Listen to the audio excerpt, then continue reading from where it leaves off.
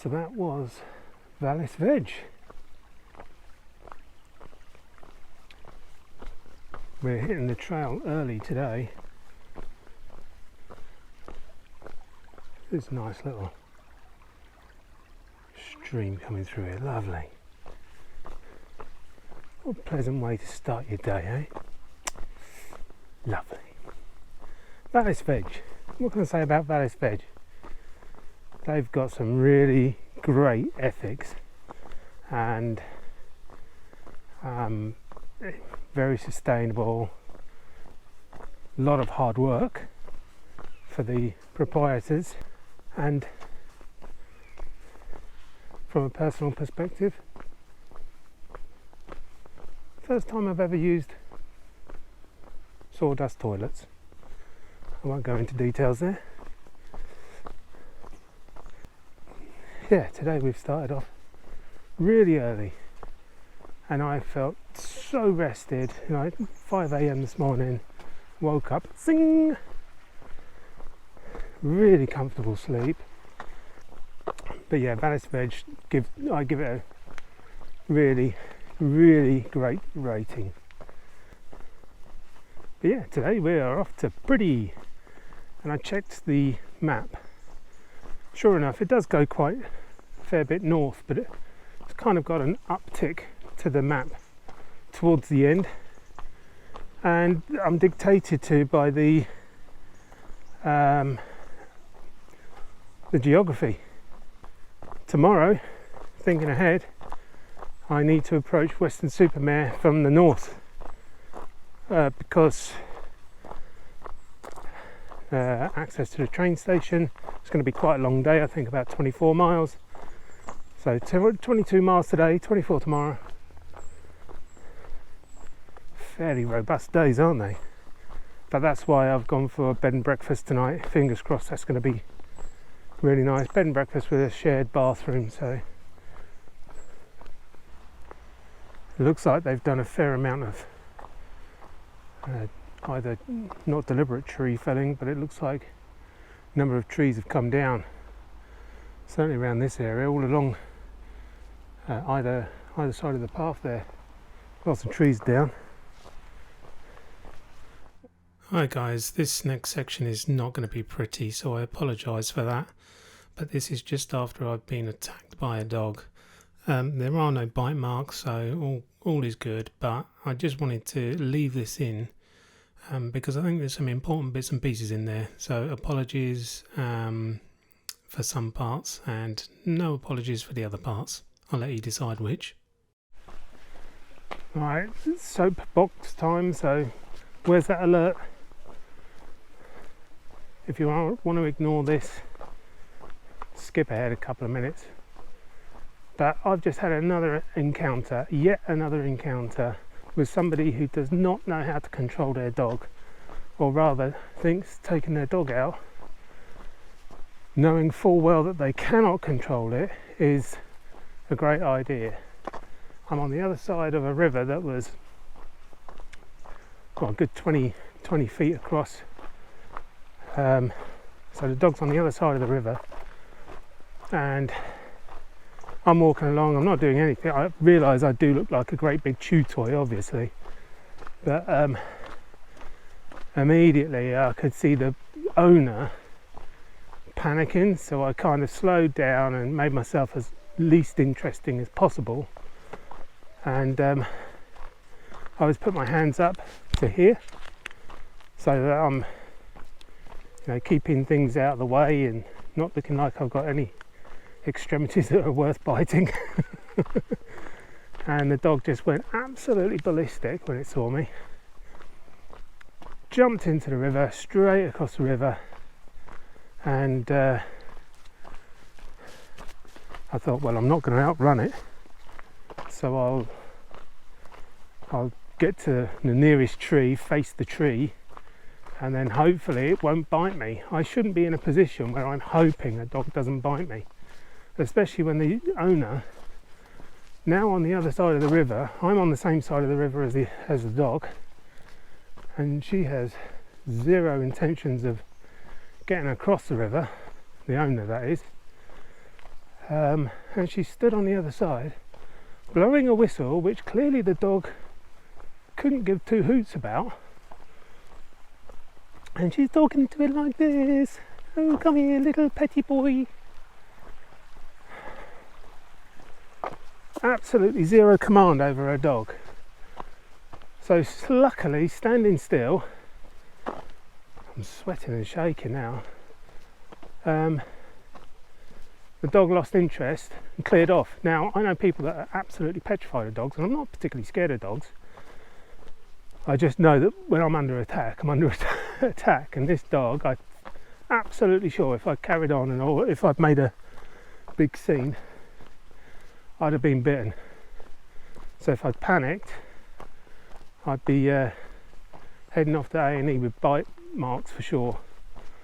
But yeah, dog loses interest, clears off, and I literally just turned around to see if it's gone, and the dog was on the other, like going back across the river, and as I turned around like that, the dog had obviously checked to see if this chew toy was moving again, and of course it saw me do that, so off it went again, turned around, came back, gave me another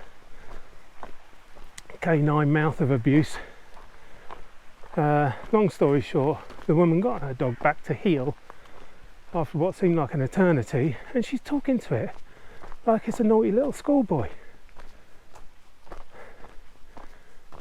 Dog owners, your dogs cannot understand English. Comprende? They understand tones in your voice. So if you're talking to it like this, like it's a good little boy, but saying words like, oh, you shouldn't have done that, he's out for a nice little walk, wasn't he, this morning? The dog's going to think this is a great game. So to that dog owner this morning, you can clearly tell I'm riled. You're an idiot. You need to go to dog training school. Blowing your whistle and talking to it like a 3-year-old did absolutely nothing. Put my soapbox away now.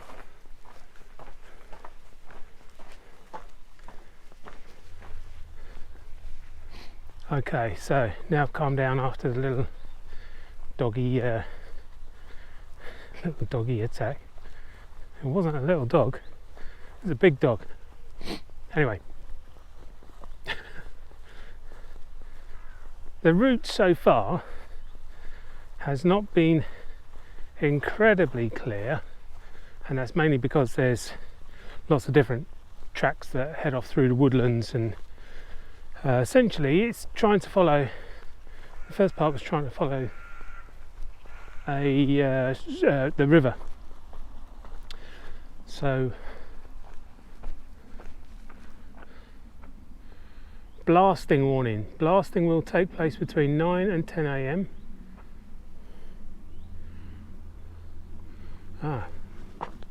Clearly there must be a quarry nearby. Well, hopefully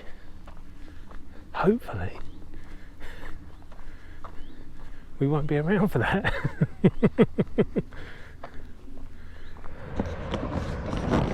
So for the last few kilometres I've been walking around a quarry, and the pathway has just been elevated. As you can probably hear in the background, there's a bit of work going on.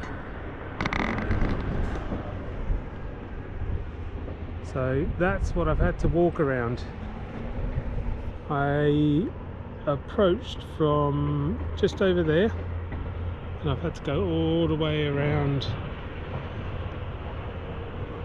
and obviously you can't get anywhere near to the quarry, so but this is the closest I've been actually. Madness.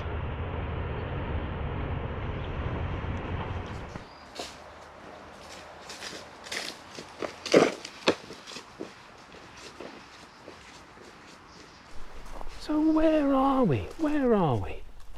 We're in the Mendips.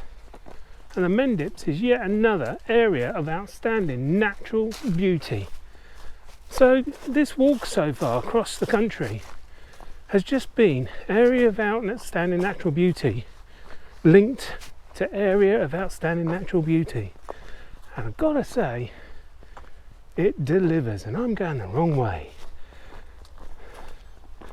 So whilst I sound like I'm a bit of a moany old sod, you're only getting the snippets, so I'm being a little bit selective in what you're seeing. So from now on, I'll try and put in as much beautiful bits and pieces as possible. I shall be off the trail about 5 p.m, but there is, and I'll put it on screen right about now, I'll stick it up in front of my nose, there is a real big elevated area, or towards the end, I think it's, I don't know whether it's feet or meters, but it's seemingly 200 of them, whatever it is, and straight up. So yikes, I'll have to keep something in the tank for when that turns up. But for the moment, we've just got peace, quiet. What a lovely piece of woodland. Long grass and silence, apart from the birds. And even the birds have gone silent, apart from that one. Wow. Shh.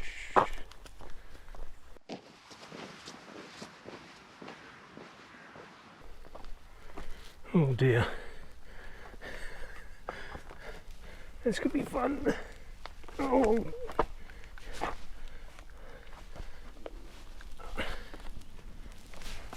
Oof. Yeah, just limboed underneath that, no problem. So we've had the highest point of the day that has been and gone. It was a long gradual hill upwards, which by the top of it was getting Walker's heart racing. Not a lot to report other than it's been a very relaxing day. Look at that tree, cool. Drip.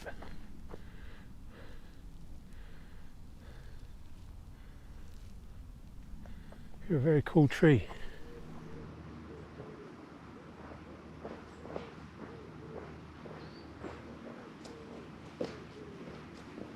This is actually a really lovely trail. It's not really demanding yet. It has been at the beginning. It was, like I said before, it was kind of going off in all sorts of different directions, but this is far more defined.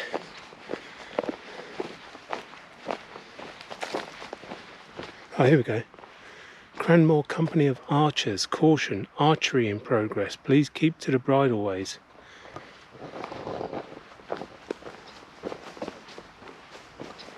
Oh, Robin Hood, eh? Don't think I'd know a lot about it if one did come flying at me. So what we are on is the East Mendip Way,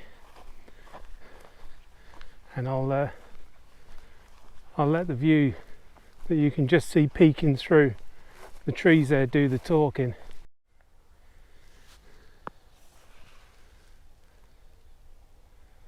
So as you can see, views for miles and miles.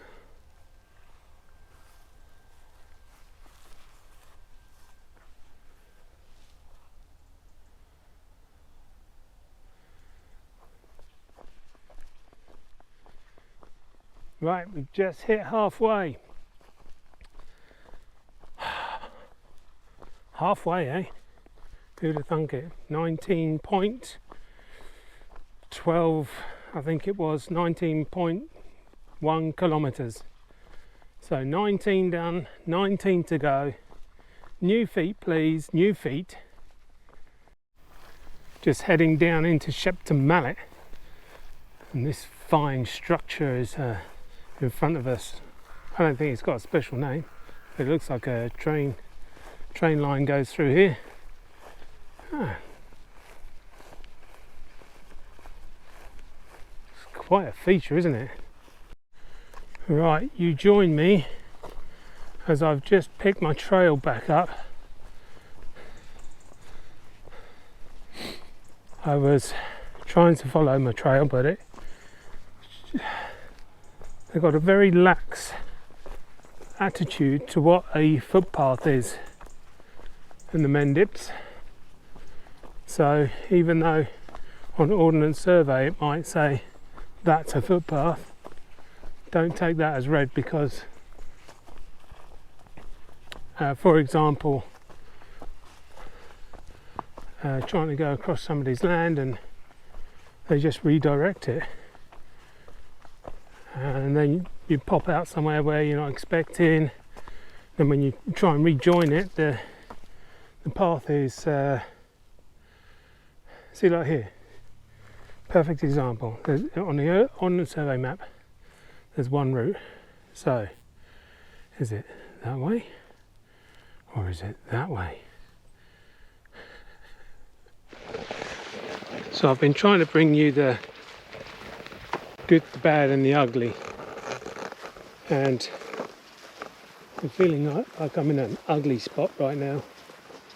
My feet are absolutely killing me, so I think it's all down to the fact that I've got no water in me. I'm dehydrated, so everything's starting to become more painful. Little things like just opening the gates, just touching the gates. I mean, you can see by my hands there. I think it's just dehydrated. But anyway, don't want to bring the mood down. I'm just letting you know, old Walker's struggling at the moment, but he's pushing through.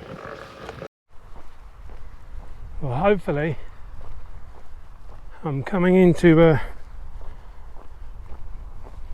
town or a village somewhere where I can get water. I've calmed down a bit now since my little trip down the nettle alley. I think my whole mood is because lack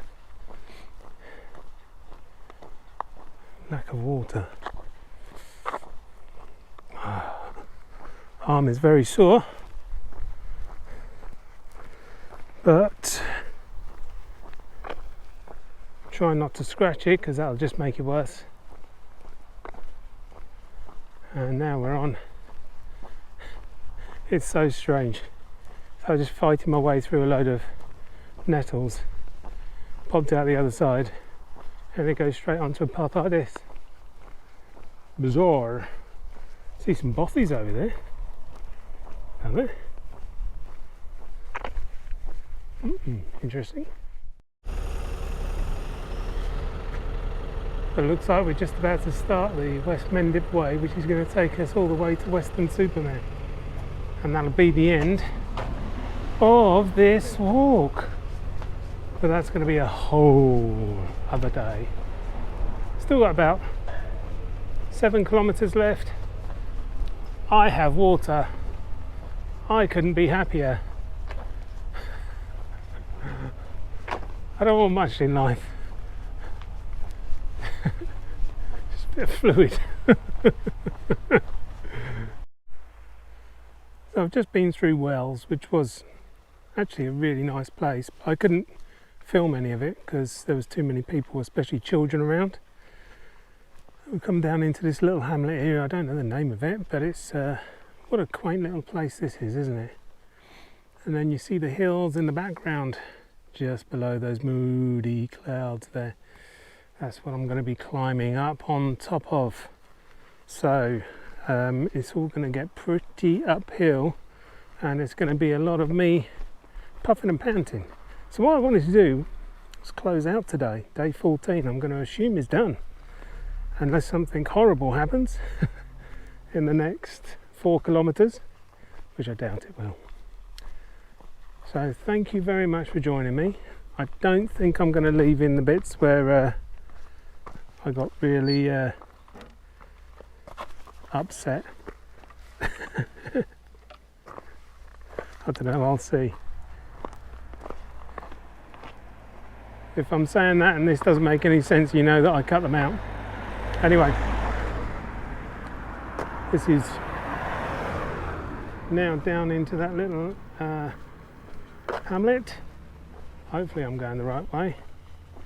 So yeah, thanks very much for watching. The last day is tomorrow.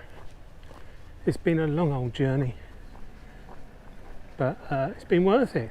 It's been really, really great to see the countryside and be out on a trail again.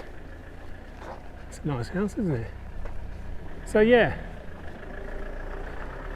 I'll see you tomorrow. Day 15, the last day. We're off to Weston-super-Mare. Bye for now. So as I continue walking and puffing and panting, I'm going to put this view up for you, which is just stunning. There's a tiny monolith, well, it looks tiny to us. There's a monolith there, but that's Glastonbury Tor. And the two people that sat down, well, one person sat down and the gentleman stood next to her. They gave me some food at the top and showed me this viewpoint, which is just stunning. So thank you to those two, because this was not on my designated route. So anyway, I thought you'd enjoy that. Back to walking.